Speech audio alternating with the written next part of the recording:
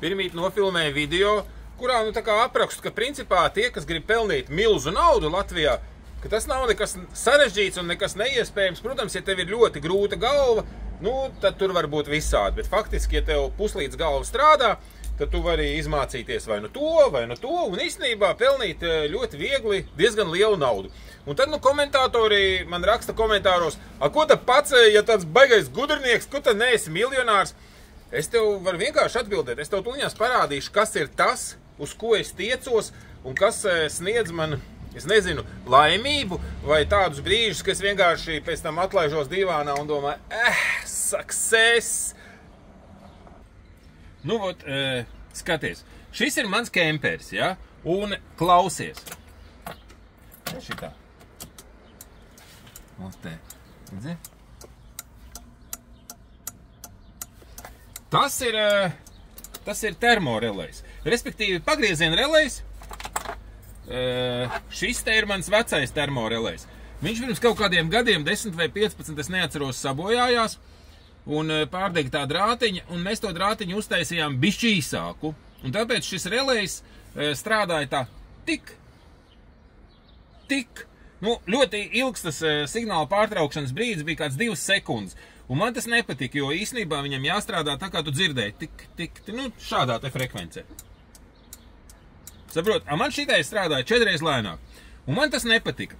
Un tad, kad es apskatos katalogā, mūsdienas piedāvā tā kā elektronisku to releju. Šim te relejam ir iekšā tāda, nu, wolframa drātīta, un viņš tā drātīta uzkarst. Viņš tik, attiet nos drātīta uzkarst, tik, un ar tās drātītas uzkaršanas un atdzišanas palīdzību, tad viņš arī strādā. Savukārt šeit ir iekšā mikroshēma. Un šis ir paredzēts it kā tur iespraust, un es esmu tādus pasūtījis dažādus un vairākus. Tu viņu tur iespraud, viņš it kā strādā, bet, kad tu izslēdz, viņš vienalga turpina strādāt. Nu, tur kaut kāds spriegums ir, un kurš viņu darbina un tā tālāk. Un tas man darīja nelaimīgi, un es mēģinu visādi pasūtīt, un es vairs šādus te vecus Ducato nevaru atrast, un rrr.lt arī nevaru atrast, un tas man dara nelaimīgi. Un tad es izdomāju, ka es meklēšu nevis vienkārši pēc mašīnas, bet pēc eBayā, pēc termo releju, nu, respektīvi, kā viņš tur termostatika releju vai kaut kā tās saucās, un atradu eBayā no vecā Land Rovera, nu, protams, viņš vairs nav vecs, šāds te, redzi, eBayā šāds te, un pasūtīju 7, cik viņš tur maksāja, 9 poundus un 10 piegāda. Pat muita nebija jāmaksā. Es nezinu, kā tas pasts citreiz aizbrauc garām muitai, citreiz trāpa muitā, vienalga. Un bija īstais, un iesprauž, un kā redzi strādā, un šāda te lieta, šī te lieta man sagādā to gandarījumu, vai man, teiksim, tagad vajag miljonu, man tagad nevajag miljonu, man vajag, lai tas relejs strādā, saprot? Nu, parādīšu tev vēl kaut ko. Nu, skaties tālāk. Šitā ir ziemas motokrosa mocikleta riepa. Mans bērns, nu, meita man brauc motokrosā, un oriģināli šim te mocikletam ir bišķi platāks tas disks, agrāk gāja tāds šaurāks, tā ir nāk platāks, nu, tā kā lielajiem močiem, kaut gan viņai ir salīdzinoši, nu, 250-nieks, tas disks tagad jaunajiem 250-niekiem nāk tā kā 450-niekiem.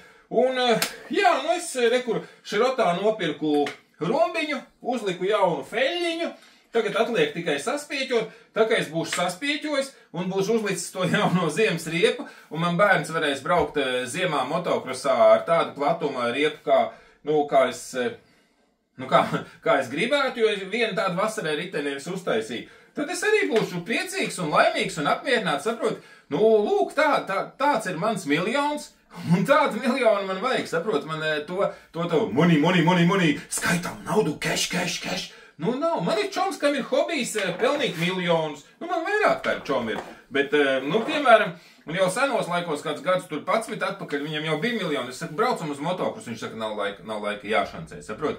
Nu, katram ir savs, kādam cilvēkam varbūt sagādā gandarījumu tieši tā miljona pelnīšana. Nu, varbūt pirmā, pēc tam varbūt 10. miljona pelnīšana. Es saku, nahujam tev tik daudz naudas?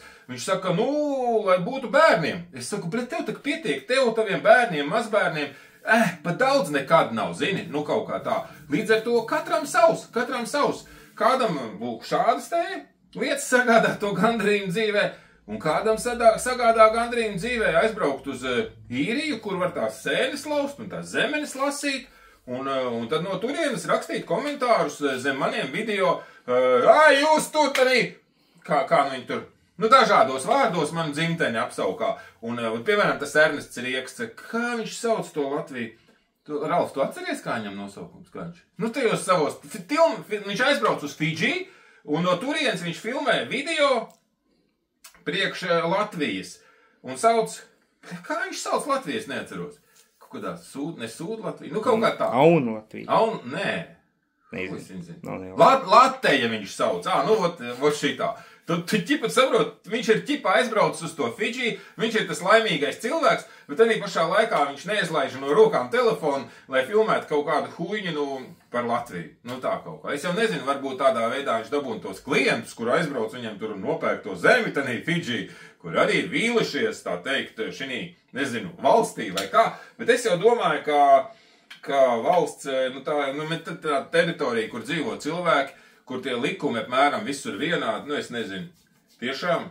Ja tu esi klausies no Īrijas vai no Ūkeja, un tu šiverē pa tām zemenēm vai pa tām sēnēm, nē, tu berzē podus, ja, tad ieraksti kaut ko par to valsti, kur tu esi pametis, jo tu taču skaties, tu tā gaidi, ka te būs kāds slikts video, vai ne? Bet es domāju, ka tev jāiet uz citurien, jo manējā kanālā tu sliktus video nesagaidīs, davai pīsiņš.